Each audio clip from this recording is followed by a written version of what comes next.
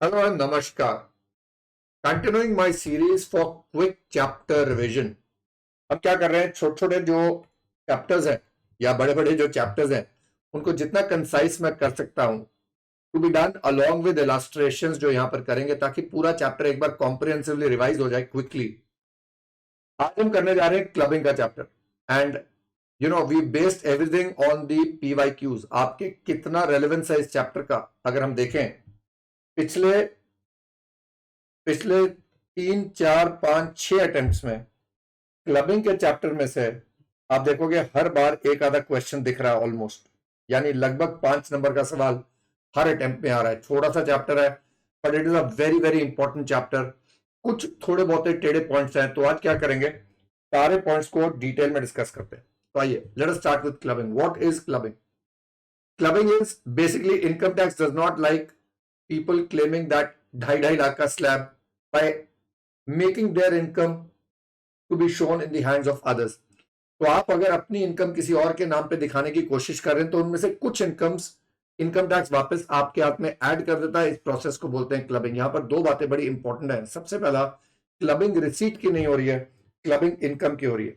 तो clubbing income की होती है एंड ऑफ कोर्स लॉस की होती है। तो क्लबिंग जो करेंगे, जो भी इनकम या लॉस है will be computed in the hands of the person who is earning the income, और जो इनकम और लॉस कंप्यूट होगा वो जाके क्लब होएगा, ऐड होगा in the income of the transferor. यानी जो भी डिडक्शंस मिलनी है, जो भी खर्चे माइनस होने हैं वो यहां पर हो जाएंगे, और जो नेट इनकम आएगी या लॉस आएगा वो क्लब होगा। तो क्या सर लॉस भी क्लब होता है? बिल्कुल। Now is clubbing an exhaustive list या ये इंक्लूसिव लिस्ट है?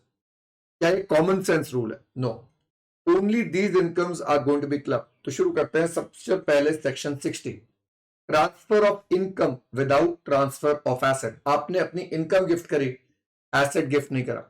आपने अपने टेनेंट को बोला कि मेरा रेंट मेरे दोस्त को दे दो या मेरी मम्मी को दे दो। आपने वो जो रेंट गिफ्ट करा वो रेंट आप ही के हाथ में टैक्सेबल होगा, which means it becomes part of 2 transactions। So if you have gifted your rent, so as a person who owns the house property, अगर आपने अपना रेंट गिफ्ट करा लेट्स से 3 लाख रुपए का, I want you all to look at 2 parts of the transaction. सबसे पहले जब आप 3 लाख रुपए गिफ्ट कर रहे हो, वी नो अगर कैश है, cash is not a capital asset, यानी कैपिटलियंस का इस पर कोई इफेक्ट नहीं होगा। बट रिसिपेंट के हाथ में आपको 56(2)(10) चेक करना पड़ेगा हर बार।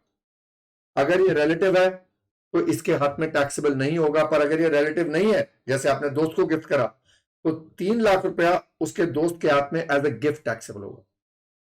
तो क्या सर ये 3 लाख रुपया इसके हाथ में भी ऐड होगा? हाँ, क्योंकि यहां 2 इनकम्स है। Income number 1 is earning the rent, और जो रेंट आपने कमाया वो पहले इसके हाथ में टैक्सेबल होगा। The second transaction is the gifting of the cash. So rent earned is tax in the hands of the transferor who earned it. चाहे आपने अपने दोस्त को गिफ्ट कर दिया और दोस्त के हाथ में 3 लाख रुपया टैक्सेबल होगा because that is by way of gift. Now with that in mind let's go to the next one, revocable transfer. अगर आपने कोई ऐसा ट्रांसफर करा, कोई एसेट गिफ्ट कर दिया, गिफ्ट डीड बनाई, लेकिन उस गिफ्ट डीड में उस एसेट को होली या पार्टली, या उस एसेट की इनकम को होली या पार्टली वापस लेने का राइट रखा, you kept a right to take it back, whether you exercise the right or not, it will be treated as a revocable transfer, और उस एसेट से इनकम शुरू से आपके हाथ में होगी। जैसे आपने अपने मम्मी को बोला, मम्मी ये बिल्डिंग आपकी, लेकिन अगर आपने इस बिल्डिंग के किराए को भाई को देने की कोशिश भी करी तो मैं बिल्डिंग वापस ले लूंगा। Now that's a revocable transfer. लेकिन एक रेवोकेबल ट्रांसफर है which is revocable on the death of the transferee, यानी आपने बोला मम्मी ये बिल्डिंग आपकी है, जब तक आप अलाइव हो ये बिल्डिंग आप ही की रहेगी, आप उस रेंट के साथ जो मर्जी कीजिए, भाई को दीजिए, खुद खर्चिए, जो मर्जी कीजिए, पर बिल्डिंग मेरे पास वापस आ जाएगी after your death. Now that's a transfer which is revocable but on the death of the transferee. अब इस ट्रांसफर को जब तक ट्रांसफरी की डेथ नहीं होती तब तक income will be taxable in the hands of the transferee, और उसके इमीडिएटली बाद income will be clubbed in the hands of the transferor. Then we come to section 64(1)(2). ये क्या कहता है? अगर किसी कंसर्न में, कंसर्न यहां पर कंपनी भी हो सकती है, फर्म भी हो सकती है, प्रोप्राइटरी कंसर्न भी हो सकती है, जिसमें एक स्पाउस का सब्सटैंशियल इंटरेस्ट है अलोंग विद रिलेटिव्स, और दूसरे स्पाउस को उस कंसर्न से रेम्यूनरेशन मिल रही है, सैलरी मिल रही है, बोनस मिल रहा है, एंड उस रेम्यूनरेशन के लिए रेसिपेंट स्पाउस के पास ना क्वालिफिकेशन है ना एक्सपीरियंस है, तो वो रेम्यूनरेशन क्लब हो जाएगी इन the hands of the spouse जिसका सब्सटैंशियल इंटरेस्ट है। और यहां रिलेटिव की डेफिनेशन जो है ये हमने लेनी है सेक्शन 241 से, जहां लिखा है spouse, brothers, sisters, lineal ascendant and lineal descendant. और lineal ascendant is straight line में, जिसकी वजह से आप धरती पे आए, ascendant your father, your grandfather, grand parents, mother, नाना जी, नानी जी, सारे ग्रेट ग्रैंड पेरेंट्स। डिसेंडेंट्स जो आपकी वजह से आए, daughter, son, grandson, granddaughter and so on. अभी इनको डिटेल में करते हैं, पहले एक बार समरी लिस्ट कर लें। Then comes 64(1) for income from asset transfer to spouse without adequate consideration. अगर आपने अपने स्पाउस को कोई भी एसेट गिफ्ट करा, उससे जो भी इनकम हो रही है वो आपके हाथ में क्लब हो जाएगी, लेकिन उस इनकम से जो एसेट खरीदा, उस एसेट से जो इनकम हुई वो क्लब नहीं होगी। अभी करते हैं डिटेल में। And similarly transfer to daughter in law, same treatment होगा। Then income from asset transfer to a third person for the benefit of the spouse and for the benefit of the daughter in law. तो ये चार बातें होंगी spouse और daughter in law के लिए। Then income of the minor child, minor child की अपनी ओन स्किल की इनकम जो होती है वो क्लब नहीं होती है, वो माइनर चाइल्ड के हाथ में होती है। बाकी कोई भी इनकम माइनर चाइल्ड की होगी will be clubbed in the hands of the parent whose total income is higher. पर यहां एक 1500 का बेनिफिट मिलेगा 1032 में। माइनर अगर डिसेबल्ड है, suffering from a disability under 80U, तो उसकी कोई भी इनकम क्लब नहीं होगी। देन अगर कोई सेल्फ एक्वायर्ड प्रॉपर्टी आपने एचओएफ को ट्रांसफर करी है विदाउट एडिक्वेट कंसिडरेशन, उससे जो भी इनकम हो रही है वो वापस ट्रांसफरर यानी को पार्टनर के हाथ में क्लब हो जाएगी। अब एक एक करके इन्हीं को डिटेल में करते हैं, रेम्यूनरेशन की बात करते हैं। अगर एक प्रोप्राइटरी कंसर्न है and x is the proprietor and x has substantial interest, क्योंकि प्रोप्राइटरी कंसर्न है, और इस प्रोप्राइटरी कंसर्न से उसको सैलरी मिल रही है 2 लाख की, उसकी वाइफ को सैलरी मिल रही है 3 लाख की, और प्रॉफिट आ रहा है 1.5 लाख। अगर मुझे इस प्रोप्राइटरी कंसर्न की इनकम निकालनी है, जब हम बिजनेस एंड प्रोफेशन एंड में इनकम निकालेंगे तो salary to Mrs X is allowed as a deduction. And अगर मिसेज एक्स के पास क्वालिफिकेशन है या मिसेज एक्स के पास क्वालिफिकेशन नहीं है, दो ही बातें हो सकती हैं। अगर मिसेज एक्स के पास क्वालिफिकेशन है तो कुछ भी क्लबिंग नहीं होगा। ये जो 3 लाख रुपए मिसेज एक्स को मिले, ये मिसेज एक्स की इनकम होगी, सैलरी हेड में जाएगी। 50,000 की स्टैंडर्ड डिडक्शन नहीं भूलेंगे, 2.5 लाख रुपए सैलरी होगी, और एक्स की अपनी सैलरी तो अलाउ ही नहीं होगी, तो उसकी बिजनेस इनकम हो जाएगी 3.5 लाख रुपए। और अगर मिसेज एक्स के पास क्वालिफिकेशन नहीं है, देन रिमेंबर ये जो सैलरी आई थी 2.5 लाख रुपए की, जो हमने कंप्यूट करी थी in the hands of Mrs X, वो एक्स के हाथ में क्लब हो जाएगी। फिर चलते हैं फर्म में। मैं कहता हूं एक्स पार्टनर है फर्म में और उसका 21% शेयर है। याद रखना, फर्म में जो पार्टनर होता है उसकी सैलरी कौन से हेड में जाती है? बिजनेस हेड में सर। अब एक्स को सैलरी मिल रही है 2 लाख की और मिसेज एक्स को सैलरी मिल रही है 3 लाख की। अगेन, अगर मिसेज एक्स के पास क्वालिफिकेशन है तो मिसेज एक्स की सैलरी उन्हीं के हाथ में जाएगी, तो उनके हाथ में कितना सैलरी जाएगा? 2.5 लाख। और एक्स को जो सैलरी मिल रही है, रिमेंबर 2 लाख रुपया बिजनेस इनकम है, यहां से स्टैंडर्ड डिडक्शन मत दे दीजिएगा। And if Mrs X has no qualification, then X की बिजनेस इनकम 2 लाख हो जाएगी और उसके हाथ में सैलरी क्लब हो जाएगी 2.5 लाख। देन हम चलते हैं कंपनी में। अगर एक्स का 21% शेयर है in a company, then what is going to happen children? अभी रिमेंबर, कंपनी से जो सैलरी आ रही है वो बिजनेस हेड में नहीं जाती, सैलरी हेड में जाती है। और अगर मिसेज एक्स के पास क्वालिफिकेशन है, क्लबिंग नहीं होगी, तो मिसेज एक्स की सैलरी और मिस्टर एक्स को अपना 50,000 का स्टैंडर्ड डिडक्शन मिल जाएगा। Now what happens? What if Mrs X does not have a qualification? क्या होगा? अभी ध्यान रखना, मिसेज एक्स के हाथ में आप इनकम कंप्यूट करोगे स्टैंडर्ड डिडक्शन देने के बाद, और ये क्लब होगा। और मिस्टर एक्स की अपनी सैलरी जो आ रही है उसमें से स्टैंडर्ड डिडक्शन मिलके क्लब होगा। यहां 2 बार स्टैंडर्ड डिडक्शन नहीं मिल रही है। मैंने बोला था income is computed in the hands of the person who's earning it, and income जो आएगी after all deductions allowable will be clubbed. Now, what if both have substantial interest? अगर दोनों का substantial interest है, रूल क्या कहता है? Rule कहता है क्लबिंग उसकी टोटल इनकम में होगी जिस स्पाउस की total income other than this salary remuneration is higher. तो मैंने एक एग्जांपल लिया फर्म का, मैंने कहा एक्स और मिसेज एक्स दोनों को सैलरी मिल रही है फर्म से और प्रॉफिट फर्म का आ रहा है 1.5 लाख, और मिस्टर एक्स की सैलरी आ रही है 40 लाख, मिसेज एक्स की सैलरी आ रही है 10 लाख फ्रॉम ए लिमिटेड, दोनों नौकरी भी कर रहे हैं, विच बेसिकली मीन्स कि इनकी टोटल इनकम अदर देन, सो एक्स की टोटल इनकम आ रही है 39,50,000 और मिसेज एक्स की टोटल इनकम आ रही है 9,50,000। This is basically salary from A limited. यानी जो फर्म से सैलरी आ रही है, अगर क्लबिंग होगी, assuming both have substantial interest, अगर क्लबिंग होगी तो मिसेज एक्स की इनकम एक्स के साथ होगी, वाइस वर्सा नहीं हो सकता। तो मैंने 3 सिचुएशन ली। सिचुएशन नंबर ए, मैं कहता हूं एक्स का 12% इंटरेस्ट है, मिसेज एक्स का 5% है और एक्स के भाई का 7% है। अभी पहले निकालते हैं सब्सटेंशियल इंटरेस्ट किसका, you along with your relatives, तो एक्स की रिलेटिव स्पाउस और उसका भाई, तो 24% हो गया। मिसेज एक्स के केस में 5% अपना, स्पाउस का 12, 17% हो गया। अभी दोनों का सब्सटेंशियल इंटरेस्ट नहीं है, सिर्फ एक्स का है, तो मिसेज एक्स की जो रेम्यूनरेशन आ रही है वो एक्स के साथ क्लब होगी। तो अब क्या होगा, जो मिसेज एक्स को 3 लाख रुपए मिल रहे हैं, पहले हमें डिसाइड करना पड़ेगा कौन से हेड में जा रहे हैं। Because she is a partner, ये बिजनेस एंड प्रोफेशन में जाएगी, और ये एक्स भी पार्टनर है तो बिजनेस में जाएगी। यानी एक्स का 5 लाख रुपया कौन से हेड में आएगा सर, बिजनेस एंड प्रोफेशन, और ये आ रही है उसकी सैलरी इनकम। तो ये हो गया केस ए। चलिए केस सी पे चलते हैं। पहले एक्स का 12% है, मिसेज एक्स का 0 है, एक्स के भाई का 7 है, मिसेज एक्स के भाई का 24% है। नाउ एक्स का obviously himself, his brother, spouse का तो 0 है, 19% है। अभी सबसे common mistake I seen people do is, Mrs X का 0 है, भाई का 24 है तो 24 ले लेंगे, अरे अलॉन्ग विद रिलेटिव्स है। तो यहां पर अपना अगर कोई भी शेयर नहीं है तो रिमेंबर आपका कोई सब्सटेंशियल इंटरेस्ट नहीं है, सो इस केस में क्लबिंग ही नहीं होगी, विच बेसिकली मीन्स कि यहां पर जो हमारा रेम्यूनरेशन आ रहा है from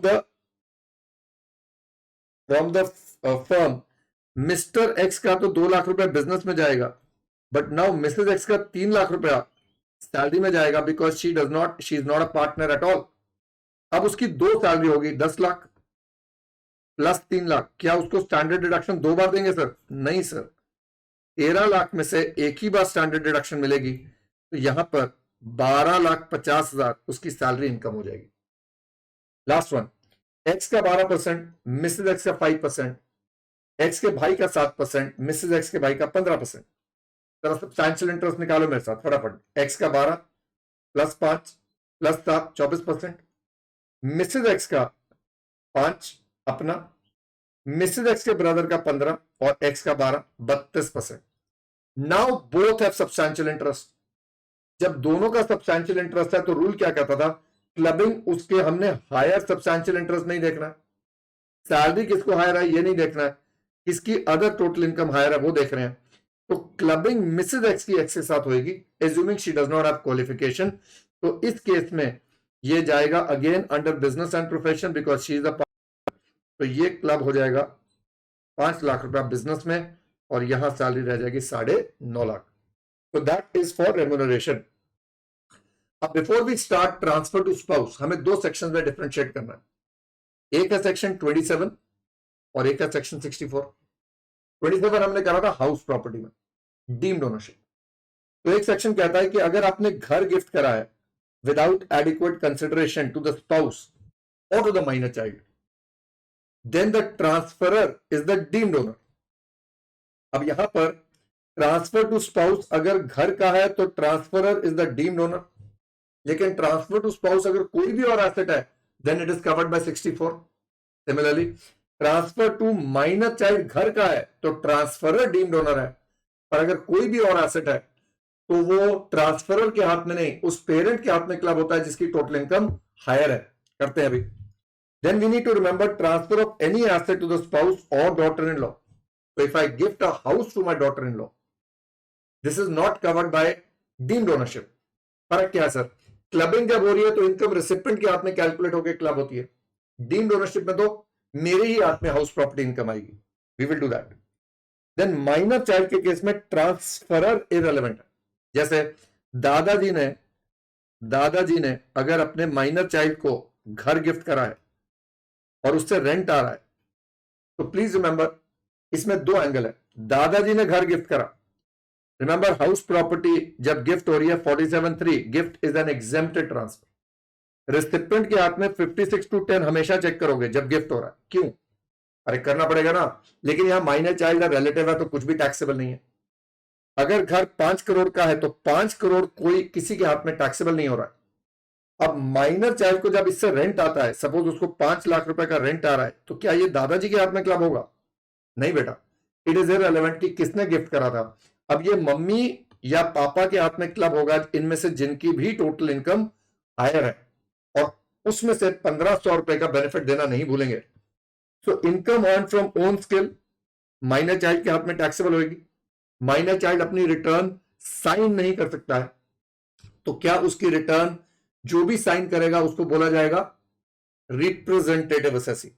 Any other income of the minor child will be clubbed in the hands of the parent whose total income is higher, and if the minor is suffering from a disability, again it is taxable in the hands of the minor child. उसको slab का benefit मिल जाएगा और return sign करेंगे representative assessee. चलिए एक एक करके, transfer to spouse और डॉटर इन लॉ।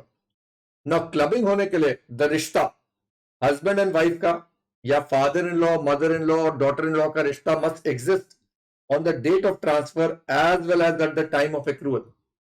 यानी शादी से पहले कोई एसेट गिफ्ट करा और शादी के बाद इनकम हो रही है, क्लबिंग नहीं हुई। डाइवोर्स से पहले, शादी के दौरान कोई एसेट गिफ्ट करा, डाइवोर्स के बाद इनकम हो रही है, उसकी भी क्लबिंग नहीं होगी। And consideration word always is monetary, यानी natural love and affection is not a valid consideration. आपने वाइफ को घर गिफ्ट करा और बोलो जी बहुत प्यार मिला, उसके बाद इसको हम कंसिडरेशन नहीं मानेंगे। नाउ रिमेंबर, सिंपल बात बोलूंगा, जो एसेट गिफ्ट करा वो एसेट उसी फॉर्म में है जिस फॉर्म में गिफ्ट करा या किसी और फॉर्म में है, उस ओरिजिनल एसेट से इनकम क्लब होगी। उस ओरिजिनल एसेट की इनकम से जो एसेट खरीदा वो इनकम क्लब नहीं होगी। फॉर एग्जाम्पल, मिस्टर एक्स ने घर गिफ्ट करा। रिमेंबर घर है तो सबसे पहले तो ये 27(1) में डीम्ड ओनर बन गया, यानी घर की इनकम अगर रेंटल है तो इसी के हाथ में जीएवी निकालेंगे 1 लाख रुपए का, 30% देंगे और 70,000 रुपया हाउस प्रॉपर्टी इनकम बन जाएगी। मिस्टर एक्स को घर मिला है, घर की वैल्यू जो भी है इनके हाथ में एग्जाम्प्ट है क्योंकि रिलेटिव से आए। अब रेंट आपने क्लब नहीं करा है, डीम्ड ओनरशिप, कोई फर्क नहीं है, बेसिकली उन्हीं के हाउस प्रॉपर्टी एड में। अब उस रेंट से आपने डिबेंचर खरीदे हैं और उससे 10,000 रुपए आया। Now the original asset is the house, this is income which is in cash. Now इस कैश से जो इनकम कमाई है ये क्लब नहीं होगी, ये मिसेस एक्स के हाथ में टैक्सेबल हो जाएगी।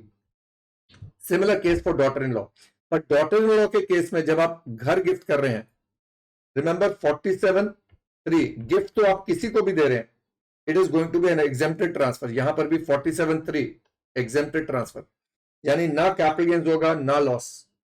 डॉटर इन लॉ के हाथ में 56(10) में घर की वैल्यू टैक्सेबल नहीं होगी। घर की वैल्यू अगर 5 करोड़ है तो 5 करोड़ नहीं होगा क्योंकि रिलेटिव है। अब उस घर से 1 लाख रुपए रेंट आ रहा है तो अब जीएवी आप डॉटर इन लॉ के हाथ में निकालेंगे, उसमें से स्टैंडर्ड डिडक्शन जो भी दी जा रही है 70,000 जो इनकम आई इसको हम क्लब कर देंगे इन द हैंड्स ऑफ एक्स। इस इनकम से डिबेंचर खरीदे, डिबेंचर से इंटरेस्ट आया, ये ऑब्वियसली डॉटर इन लॉ के हाथ में टैक्सेबल होगा। नाउ हम कहते हैं एक्स ने कैश गिफ्ट करा, अभी फटाफट यहां पर 56(10) में कुछ भी टैक्सेबल नहीं होगा क्योंकि रिलेटिव से आया। नो मिस्टर एक्स ने गिफ्ट करा है मिस्टर एक्स को, एक्स ने घर खरीद लिया उस कैश से। नो ओरिजिनल एसेट कैश है, अब घर खरीद लिया, it is the same asset changing shape, उससे रेंट आया। नो अगेन इसमें से 30% माइनस करके 70,000 जो आ रहा है ये इनकम हम क्या कर देंगे क्लब। यहां डीम्ड ओनरशिप नहीं है बेटा, because The asset gifted was cash. Again उससे डिबेंचर खरीदे हैं, उससे इंटरेस्ट आ रहा है, this will be in the hands of Mr. X. The treatment will remain the same if you are transferring it to the daughter-in-law. Again यहां पर 56(10) में कुछ भी टैक्सेबल नहीं होगा because relative है। अब उससे घर खरीदा, same rule, asset has change shape, उससे जो इनकम हो रही है, अगेन इनकम निकालिए और जो इनकम आ गई उसको क्लब कर देंगे in the income of transferor. अब उस इनकम से जो डिवेंचर खरीदे हैं उससे जो इंटरेस्ट आ रहा है वो क्लब नहीं होगा, वो डॉटर इन लॉ के हाथ में जाएगा। आई एम होपिंग ये वाली बातें सिंपल आपको रिवाइज हो रही हैं। तो if you do like these videos please एक आधा कमेंट जरूर लिख देना, अच्छा लगता है सुन के, मेहनत करो तो। And if it is benefiting you and you want some more topics or chapters revised, please give me a message and I shall promise I will make it for you. Now, Mrs. X ने cash दिया Mr. X को, तो again 56/10। अब उसने घर खरीदा और rent आया 1 लाख का। अब अपने को पता है ये जो है 70,000 रुपया क्लब हो गया। इससे आपने डिबेंचर खरीदे, डिबेंचर से ब्याज आया, ये ब्याज नहीं हुआ ना। जो ओरिजिनल घर था वो घर बेच दिया। अब जब घर बेचा 12 लाख रुपए का, I am assuming short term है, 1 मिनट के लिए, short term capital gains 2 lakh का, क्योंकि कॉस्ट थी 10 लाख की। ना तो क्वेश्चन इज, ये जो 2 लाख रुपए आ रहा है is it on the original asset? Yes. तो क्या ये भी क्लब होगा? यस, ये कैपिटल गेन्स भी क्लब होगा इन the hands of Mrs x. तो कैपिटल गेन्स पे भी लगता है ये रूल। नाउ मिस्टर एक्स ने मिसेस एक्स ने मिस्टर एक्स को कैश गिफ्ट करा। उस कैश की कोई इनकम नहीं बनेगी क्योंकि 56/10 में रिलेटिव से आया। घर खरीदा, अगेन 30,000, 70,000 जो आया ये क्लब हो गया। इंटरेस्ट क्लब नहीं हुआ। अब घर बेच दिया 2 लाख, ये क्लब कर दिया। अब क्या हुआ, ये जो बेचा 12 लाख का, आपने इस 12 लाख से डिबेंचर खरीद लिए 12 लाख। अब ध्यान दो, ओरिजिनल एसेट 10 लाख का है, उस एसेट से जो इनकम हुई वो हमने क्लब कर दी, कैपिटल गेन्स। पर अब इस इनकम से जो इनकम हो रही है वो क्लब नहीं करेंगे।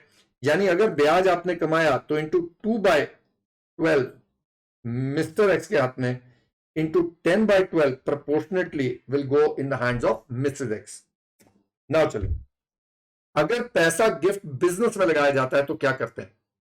तो अगर मिस्टर एक्स ने मिसेस एक्स को एक साथ 20 को 10 लाख रुपए दिया कैश में, और मिसेस एक्स ने उस पैसे को यूज करके बिजनेस शुरू कर दिया 1, 10, 20 को, और साल में प्रॉफिट कमाया 1 लाख रुपए। अब समझो बात, जो भी प्रॉफिट कमाया जा रहा है, जो भी रेशियो है of the investment as on the first day of April, as on the first day of April, उस रेशियो में क्लब होगा। And first day of April की जगह अगर मैं बोलूं first day of the previous year लिखा लॉ ने। अब एक न्यूली सेटअप बिजनेस है, इसका तो फर्स्ट डे 1/10 होगा। अब 1/10 को जब मिसेस एक्स ने बिजनेस शुरू करा, उसने केवल इस 10 लाख से करा, यानी मिसेस एक्स का जो कैपिटल 10 लाख का खड़ा है वो एक्स ने दिया हुआ है, यानी ये सारा का सारा प्रॉफिट मिस्टर एक्स के हाथ में क्लब हो जाएगा। चलिए अब चलते हैं सीक्वेंस ऑफ इयर्स, कि अगर over a period of 2-3 years होता है तो जो प्रॉफिट आया उसको अगर री इन्वेस्ट करा तो रेशियो कैसे निकलेगा। सो मिस्टर एक्स ने अगेन 10 लाख दिया, बिजनेस स्टार्ट किया, पर उसने अपने फंड्स भी 5 लाख रुपए लगाए और बिजनेस शुरू करा 1/11/20। यानी अगर मैं 20-21 की बात करूं तो कैपिटल खड़ा 15 लाख का, जिसमें से एक्स के 10 है, मिसेस एक्स के 5। हम कहते हैं प्रॉफिट अर्न हुआ 1 lakh. Now the ratio is 10/15 mister x के हाथ में क्लब होगा एंड 5/15 मिसेस एक्स के हाथ में ऐड होगा। ये तो हो गया टैक्सेबिलिटी किसके हाथ में हो रही है, पर ये 1 लाख रुपया किसके कैपिटल में ऐड होगा। तो मैंने बोला था आप कैपिटल ऐड करोगे 16 लाख हो जाएगा, और अगले साल का 1 अप्रैल 21 का कैपिटल क्या हो जाएगा, एक्स का 10 लाख रहेगा और मिसेस एक्स में ये 1 लाख ऐड होगा। So do not go by the logic कि सर 66 तो वहां ऐड कर दिया 33, नहीं, वो तो टैक्सेबिलिटी ऑफ इनकम की बात हो रही है, पर ये कैपिटल किसका है प्रैक्टिकल दुनिया में, मिसेस एक्स का। अब लिखा जाता है फर्दर 5 लाख रुपए एक्स ने और दिए हैं 1/7/21 को। अब ये 1/7/21 को दिए, एक्स ने दिए, और साल में प्रॉफिट हुआ 2 लाख का। अब जो रेशियो हम लेंगे, ये 5 लाख को इग्नोर करके हम रेशियो जो लेंगे 10/16 will be clubbed in the hands of X and 6/16 will be added to the income of Mrs X.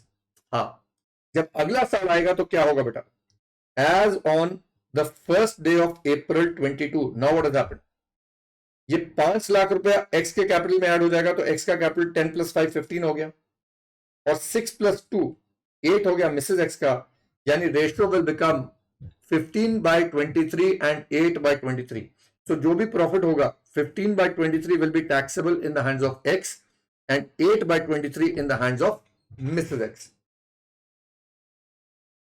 अच्छा, यहां पर एक बात बता दूं, अगर एक्स ने ये 1421 को गिफ्ट करा होता तो हम उसको इसी साल के रेशियो में ले लेते, क्योंकि 1 अप्रैल लिखा गया है, 31 मार्च नहीं है। 1 अप्रैल होता तो हम इस 5 लाख को इसी साल रेशियो में ऐड कर लेते और रेशियो बन जाता हमारा 15 + 6 21, सो 15/21, 15/21 एंड 6/21 बन जाता। ठीक है, नाउ इनडायरेक्ट ट्रांसफर्स, अगर एक्स ने कैश गिफ्ट करा अपने भाई को, रिमेंबर उसके हाथ में 56/10 में एग्जेम्प्ट हो जाएगा क्योंकि रिलेटिव, और भाई ने अपनी भाभी जी को कैश गिफ्ट कर दिया 9 लाख रुपए का, और उस 9 लाख से भाभी जी ने एफडी कराई और इंटरेस्ट कमाया 90,000 का। अब क्या होगा, सबसे पहले समझो 1 लाख कहां रह गया, 1 लाख तो भाई के हाथ में। सपोज उसने उस पर 10% कमाया 10,000 रुपया। अब हमने करना क्या है, सबसे पहले एक्स ने इसको गिफ्ट करा 10 लाख, भाई के हाथ में टैक्सेबल नहीं है। भाई ने भाभी जी को करा, रिमेंबर ये भी रिलेटिव है, 56/10 में, भाभी जी के हाथ में भी टैक्सेबल नहीं है। अब जो ये इनडायरेक्ट ट्रांसफर हुआ, एक्स ने कितना ट्रांसफर करा अपनी वाइफ को इनडायरेक्टली, 9 लाख, और उससे जो 90,000 की इनकम हो रही है ये क्लब हो जाएगी। ये जो 10,000 हो रहा है, this is me gifting money to my brother who has invested it, इसके ऊपर तो क्लबिंग ही नहीं है, तो ये टैक्सेबल होगा एक्स के भाई के हाथ में।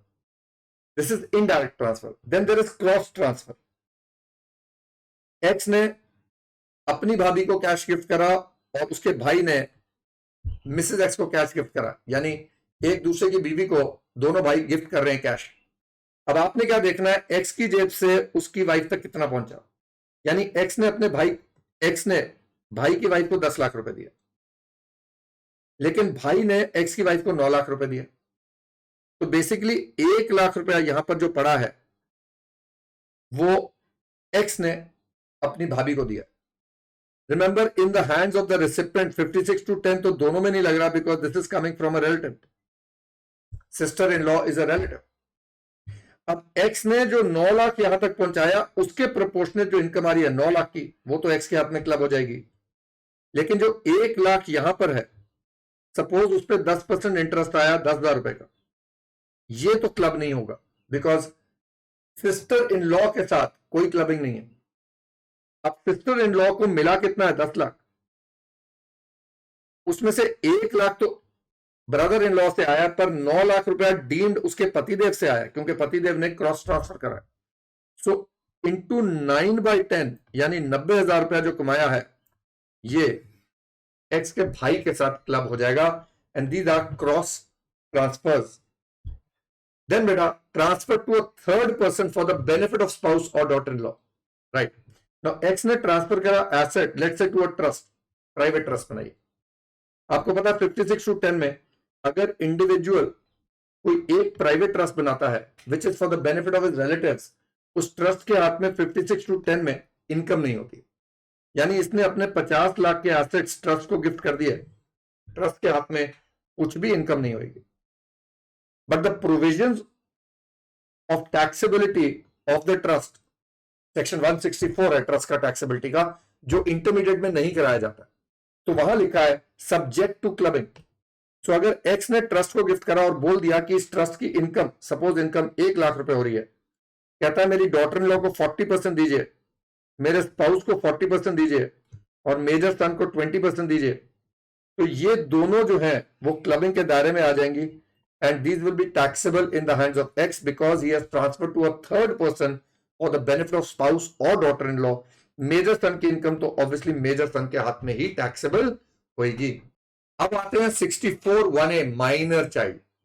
नाउ एक्स ने अगर कैश गिफ्ट करा है माइनर चाइल्ड को, अपना ही है, और माइनर चाइल्ड ने उससे घर खरीद लिया और रेंट आ रहा है 50,000 रुपया पर मंथ, नहीं है पूरे साल का।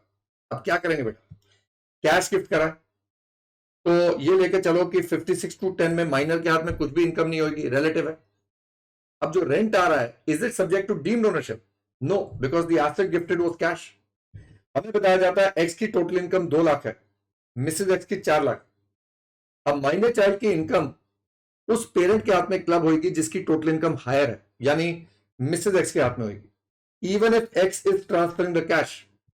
और हम यहां पर 50,000 जीएवी 15,000 का 30% लेके 1,500 रुपया जो माइनस करेंगे। एंड प्लीज रिमेंबर, अगर 115 BAC के लिए ऑप्ट करा तो ये 1,500 का बेनिफिट नहीं मिलता है, तो ये क्लब हो जाएगी इन the hands of Mrs x. लेकिन अगर एक्स ने कैश नहीं घर गिफ्ट करा होता, then remember X would have been the deemed owner. अब डीम्ड ओनर के केस में फिर उसको 1,500 नहीं मिलना था, ये 35,000 रुपया would have become house property income of X because he is the deemed owner. Therefore 27 will override 64. चलिए, X is the Mr. A is the minor child of X. उसने 10 लाख रुपए सिंगिंग से कमाए, ये तो क्लबिंग नहीं होगी, ये तो माइनर के हाथ में रिटर्न में ऐड होगी और रिप्रेजेंटेटिव एसएससी साइन करेगा। अब वो कहता है कि उसने घर खरीदा इस पैसे से और वहां से रेंट आया 50,000 रुपए। Is this 50,000 also own skill? ना, this is income from an asset purchase out of money earn from own skill. तो ये इनकम जो होगी वही 33,500 रुपया will be clubbed in the hands of the parent whose total income is higher. अब इन दोनों केसेस में अगर माइनर डिसेबिलिटी से let's say in this case if the minor was suffering from a disability, then remember कोई clubbing नहीं होती। 10 lakh plus 35,000 would be taxable in the hands of minor child. Please remember, जब minor child के हाथ में taxability हो रही है, 1,500 का बेनिफिट मत दे दीजिएगा। एंड यहां पर 80U का आपको या 1,25,000 या 75,000 का डिडक्शन मिलेगा इफ सिवियर डिसेबिलिटी है या नॉर्मल डिसेबिलिटी है, उस पर डिपेंड करेगा। Then father and mother have 2 children, minor son है, माइनर डॉटर। सन का 25,000 रुपए का एफडी इंटरेस्ट आ रहा है, डॉटर का 800 रुपए आ रहा है। ये बताइए जो 1,500 है, इज इट अप टू 1,500? तो क्या हम 25,800 में से 3,000 माइनस कर दें? गलत हो जाएगा। अगर ये 800 है तो 800 ही होगा, 1,500 per child and there is no limit on the number of children. 11 बच्चे हैं तो 11 बार 1,500 मिलेगा। इसी चक्कर में मत कर लीजिएगा 11। तो 25,000 minus 1,500 23,500, right. What if the parents are dead? अगर पेरेंट्स की डेथ हो गई तो क्या माइनर की इनकम गार्डियन के साथ में भी क्लब होगी? नहीं सर, ओनली पेरेंट्स। तो guardian will sign the return as a representative assessee, पर गार्डियन की इनकम में ऐड नहीं होगा। What if the parents are divorced? अभी मम्मी के साथ दोनों बच्चे रह रहे हैं पर मेंटेनेंस पापा दे रहे हैं, तो इनकम जो माइनर चिल्ड्रन की होगी पापा के साथ क्लब होगी। लेकिन अगर मम्मी के साथ रह रहे हैं और मम्मी मेंटेन कर रही है, इवन इफ पापाज इनकम इज हायर, मम्मी के साथ क्लबिंग होगी, it will be clubbed with the income of the parent who is maintaining the child. In case of divorce higher total income वाला कॉन्सेप्ट खत्म हो जाता है। Then come to point number 5, एक कॉन्सेप्ट है minor married daughter, which we know is illegal, but there is a concept of minor married daughter. Minor daughter जिसकी शादी हो गई है वो 27(1) में माइनर चाइल्ड की डेफिनेशन में नहीं आ रही, यानी डीम्ड ओनरशिप नहीं लगेगा, पर 64(1) लगेगा। तो इसका एग्जाम्पल क्या है? हम कहते हैं कि लेट से एक्स की इनकम 34 लाख है टोटल इनकम, मम्मी ने एक घर गिफ्ट करा है to the minor married daughter. Now remember 27(1) में minor married daughter is not covered by the definition of minor child, therefore there is no deemed ownership. अब rent अगर 50,000 का आया है तो 1,500 का बेनिफिट देने के बाद ये जो 33,500 है, this will be clubbed in the hands of X because in this example I've said his total income is higher. तो 64(1) में माइनर मैरिड डॉटर आ रही है, 27(1) में नहीं आ रही। Then comes minor daughter, married नहीं है यार, नॉर्मल। तो अगर मम्मी ने घर गिफ्ट करा था to the minor daughter, now the minor daughter is a minor child और 27, तो क्या मम्मी डीम्ड ओनरशिप बन जाएंगे यहां पर? हाँ, तो अब क्लबिंग नहीं होगी, ये rent will be taxable in the hands of mother under the head house property. चलिए 6th पॉइंट, अगर माइनर का बर्थडे आ रहा है हैप्पी हैप्पी और वो मेजर हो गया 1/10, अब इस समय जो पैसा कमाया 50,000 रुपया और उसके बाद कमाया, क्या ट्रीटमेंट होगी? सो जो मेजर होने से पहले पैसा कमाया, this will be subject to clubbing, और इसमें से 1500 का बेनिफिट देने के बाद 48,500 will be clubbed in the hands of the parent whose total income is higher, and 25,000 जो बाद में कमा रहे हैं वो तो अब भाई साहब के हाथ में टैक्स लगेंगे क्योंकि ये तो मेजर हो गए। And the last part 64(2) which is self acquired property to the HUF। बड़ा इंटरेस्टिंग पॉइंट है ये, क्योंकि ये self acquired property to the HUF जो गिफ्ट करी गई है, इस पे मैंने पहले भी पिछले साल भी क्वेश्चन कराया था। इतने सालों में ICAR ने कभी नहीं पूछा, पर अभी देखेंगे उन्होंने क्या पॉइंट पे क्वेश्चन पूछा है। देखो इसमें 2-3 लॉज है। सबसे पहला लॉ है कि X अगर को पार्टनर है और वो सेल्फ एक्वायर्ड प्रॉपर्टी गिफ्ट करता है HUF। Now remember gift is an exempted transfer. अगर ये 50 लाख की प्रॉपर्टी है तो एग्जेम्प्ट हो गया। HUF के हाथ में 56-10 रिलेटिव हो गया, मेंबर इज अ रिलेटिव, को partner is a relative.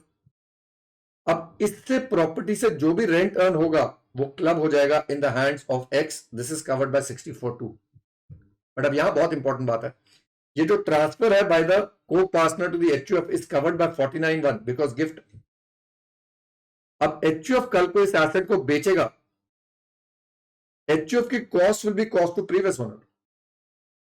Period of holding will include period of holding of the previous owner, but indexation तब से लेंगे जब से HUF के पास आया, because we ignore the judgment of CIT versus Manjula Desha. हम इंडेक्सेशन तब से लेते हैं जब से HUF के पास आया। लेकिन मजे की बात यह है कि जो भी कैपिटल गेन्स कंप्यूट होगा ना, वो भी क्लब हो जाएगा इन द हैंड्स ऑफ X, क्योंकि that is also income on the gifted asset. तो इस घर को जब बेचेंगे जो कैपिटल गेन्स होगा वो भी क्लब होगा। क्लियर बात? अब जो सेल्फ एक्वायर्ड प्रॉपर्टी आपने HUF को गिफ्ट करी थी, अगर HUF पार्टीशन हो जाती है और वो एसेट डिस्ट्रीब्यूट हो जाता है, now whenever partition of HUF takes place, अगर HUF assets in kind distribute करती है तो HUF के हाथ में कैपिटल गेन्स एग्जेम्प्ट होता है under 47(1). This is also covered by 49(1) plus 64(2) कहता है कि मिसेस X को जो भी इस हिस्से से इनकम होगी जो X ने गिफ्ट करा था एसेट उससे, वो भी X के हाथ में क्लब हो जाएगी। तो इस कॉन्सेप्ट को करने के लिए मैंने एक छोटा सा एग्जांपल बनाया था, वो कर लेते हैं। तो we say X buys a residential house property on 1,299, 10 lakh रुपए का। Stamp duty value on 1,401 is 15 lakhs and FMV is 12 lakhs। सारे कॉन्सेप्ट यहां पर याद आ जाएगा, capital gains, gifts, clubbing, everything. अब वो कहता है the property is let out on a rent of 50,000 from 1,416। On 1,1118 he transfers the house to his HUF। HUF को हो गया।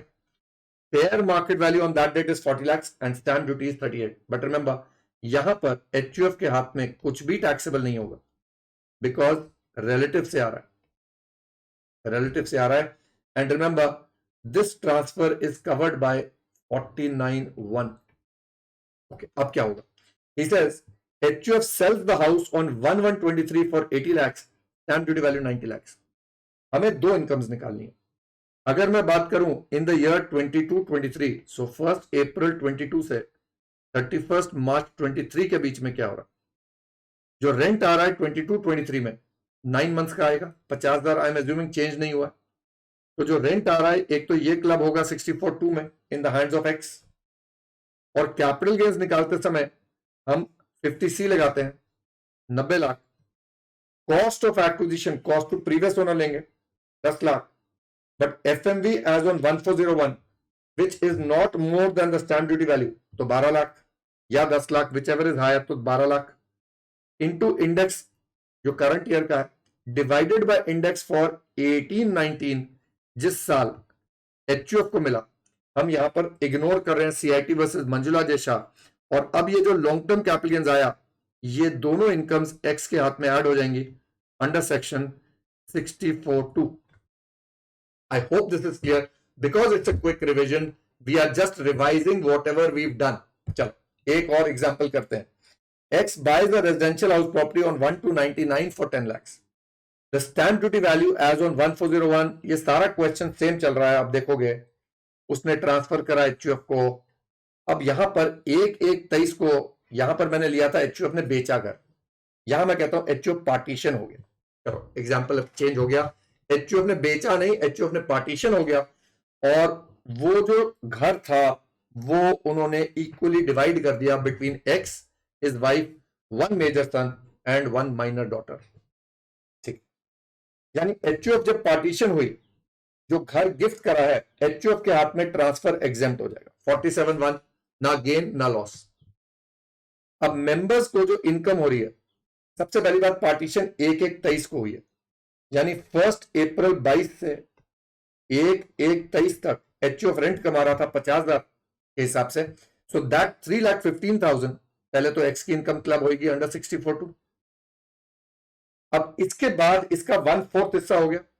सो 50,000 डिवाइडेड बाय 4 कर देंगे, 12,500 इंटू 3 माइनस 30%, यानी 26,250 रुपए एक्स का अपना हिस्सा है. अब जो उसकी वाइफ को हिस्सा मिला 26,250 का जो रेंट आ रहा है वो भी एक्स के हाथ में क्लब हो जाएगा एज पर 64(2). पार्टीशन पे जो एक्स ने सेल्फ एक्वायर्ड एसेट गिफ्ट करा था उससे जो इनकम हो रही है वो भी क्लब हो जाएगी. बट जो मेजर सन का शेयर है चलिए वो तो उसी के हाथ में जाएगा. अब माइनर का क्या करेंगे? माइनर के हिस्से में से 1,500 का बेनिफिट देने के बाद उस पेरेंट के हाथ में क्लब करेंगे जिसकी टोटल इनकम इज हायर. तो अगर मैं एज्यूम करूं कि एक्स की इनकम हायर है तो ये 24,750 भी एक्स की इनकम में ऐड हो जाएगा. Now similar question was given by ICI in May 22. फटाफट कर लेते हैं. Mr. Sarthak is a member of the HUF. It consists of himself, his wife Juhi, and major son Arjun, and his minor daughter Aditi. Mr. Sarthak transferred his house property acquired through his personal income to the HUF without consideration. On 1/10/22, HUF partitioned and such property being divided equally. Net annual value of the property for the year is 1 lakh. Determine the tax implications. अब property 1/10 को gift करी है, यानी इसका 50% 6 महीने का अप्रैल to सितंबर वो तो सार्थक के हाथ में ही टैक्सेबल होगा. वो तो सार्थक के हाथ में ही टैक्सेबल होगा. तो 1 लाख में से 30% स्टैंडर्ड डिडक्शन माइनस करते हैं, 70,000 का 6/12 तो सार्थक के हाथ में हो गया. अब जूही, सार्थक का शेयर 25%, जूही का शेयर 25% जो इसके बाद आ रहा है which is 70,000 into 6/12 which is 35,000 divided by 4 कितना हो गया देखो जरा. 35,000 डिवाइडेड बाय 4 8750. सो 8750 इसका और जूही का दोनों इसके हाथ में आ गया. अब रही बात माइनर डॉटर की. अब माइनर डॉटर का ये देखना पड़ेगा.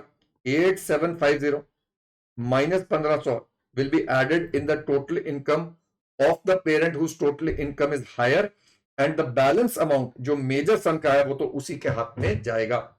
So in this chapter as you can see बहुत इंटरेस्टिंग क्वेश्चंस पूछने शुरू कर दिए ICAR ने, एंड हमने इसका पूरा एक बार अच्छी तरह से रिवाइज कर लिया मेरे हिसाब से.